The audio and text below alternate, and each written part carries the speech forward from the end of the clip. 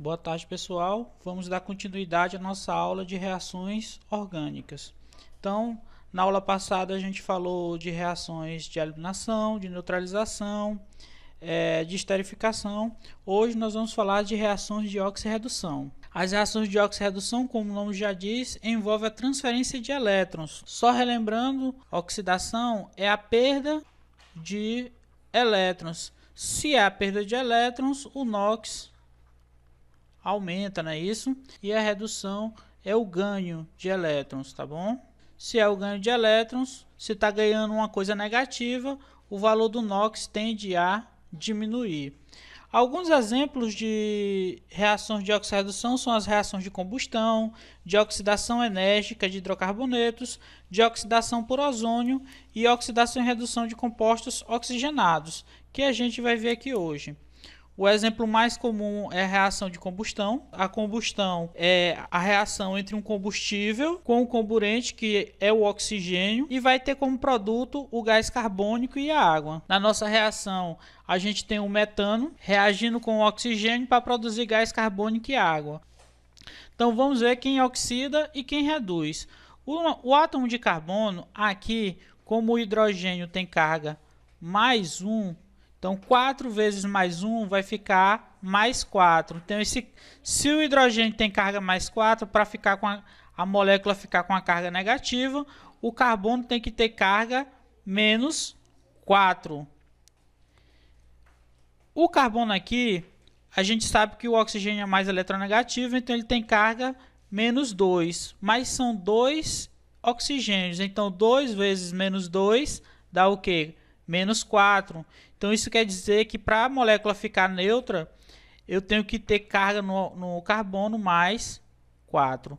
Então a gente já percebe aí que a carga do carbono passou de menos 4 para mais 4. Ou seja, houve uma perda de elétrons e o NOx está aumentando de menos 4 para mais 4. Isso aqui é uma oxidação. Enquanto que no oxigênio a gente tem uma substância simples, que é o oxigênio, então o NOx é 0. E aqui a gente tem o oxigênio do dióxido de carbono, que tem NOx menos 2, e o oxigênio da água, que também tem NOx menos 2. A gente percebe que o NOx do oxigênio diminuiu de 0 para menos 2.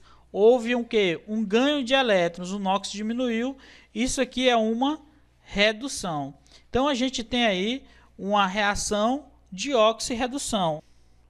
O segundo exemplo é a oxidação enérgica em hidrocarbonetos. É nada mais nada menos do que o rompimento apenas das insaturações, da ligação duplas e triplas dos hidrocarbonetos com oxidantes fortes como permanganato de potássio e dicromato de potássio em meio ácido e a alta temperatura, tá bom? Então quando eu tiver na minha reação permanganato de potássio e dicromato de potássio em meio ácido e a altas temperaturas, eu vou ter essa oxidação enérgica de hidrocarbonetos. Vai quebrar apenas a ligação dupla e vai formar sempre compostos oxigenados, como ácido carboxílicos e cetonas. Então, pessoal, vamos ver alguns exemplos. No primeiro exemplo, a gente tem o but-2-eno, que é um alceno, tá bom? Que está sofrendo essa oxidação enérgica na presença de permanganato de potássio em meio ácido e sob aquecimento. Ele está reagindo com 4 oxigênios atômicos. Esse oxigênio entre colchetes significa que ele é um oxigênio atômico. Esses átomos de oxigênio atômico nesse meio vão romper essa ligação, vai formar duas moléculas. A primeira metade, CH3C dupla OH, formou um ácido carboxílico, e a segunda metade igual também vai formar um ácido carboxílico, CH3C dupla OH. O carbono onde está sendo rompida a ligação, esse carbono aqui e esse carbono aqui, eles são carbonos secundários, ó.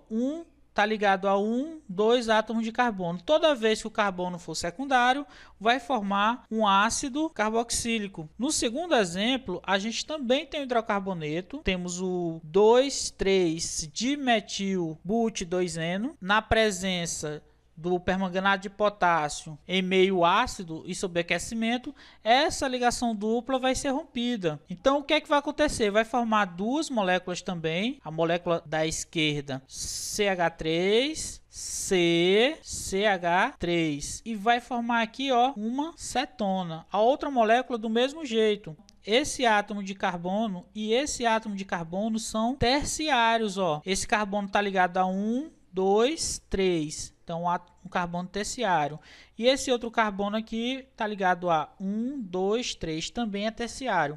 Toda vez que os átomos de carbono, onde a ligação está sendo rompida, forem terciários, vai formar moléculas de cetona. Então, como nota, se o carbono for primário, forma simplesmente gás carbônico e água. Quando o carbono é secundário, vai formar ácido carboxílico.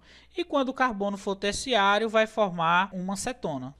A nossa próxima reação é a reação de oxidação por ozônio. A molécula de ozônio é altamente oxidante, então tal que ela é utilizada em filtros de piscina, em filtros de casa. Aqueles filtros Superzon, eles utilizam ozônio como agente bactericida e desinfetante por essa propriedade do ozônio ser altamente oxidante. Uma curiosidade é que o gás ozônio foi proposto como um tratamento bem peculiar para a Covid-19 há alguns meses atrás. Ele reage com cadeias carbônicas insaturadas, tá bom? Como é que vai acontecer essa reação? A gente tem um exemplo aí do but2-eno.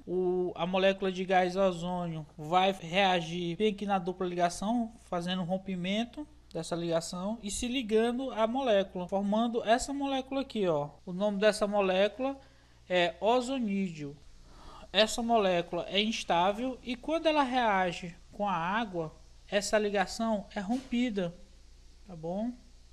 Ao rompimento dessas ligações, formando, nesse caso aqui, formando duas moléculas de aldeído. A primeira metade, CH3C, ó, C, dupla OH. A segunda metade também é a mesma e uma molécula de peróxido de hidrogênio. Se no caso esse hidrogênio aqui e esse daqui forem substituídos por cadeias carbônicas, em vez de aldeído, a gente vai ter um outro radical aqui e essa molécula vai deixar de ser aldeído, vai ser uma cetona. Outro tipo de reação são as reações de oxidação e redução de compostos oxigenados. No nosso exemplo, a gente está utilizando os álcoois. Primeiro, a gente vai precisar lembrar o que é um álcool primário. Um álcool primário é todo álcool onde o carbono que a hidroxila está ligado, ele está ligado a apenas um outro átomo de carbono. Então esse carbono é primário. Ele é secundário quando o carbono que a hidroxila está ligado, no caso esse carbono aqui, ele está ligado a dois outros átomos de carbono. Então esse carbono é secundário e o álcool é chamado de álcool secundário.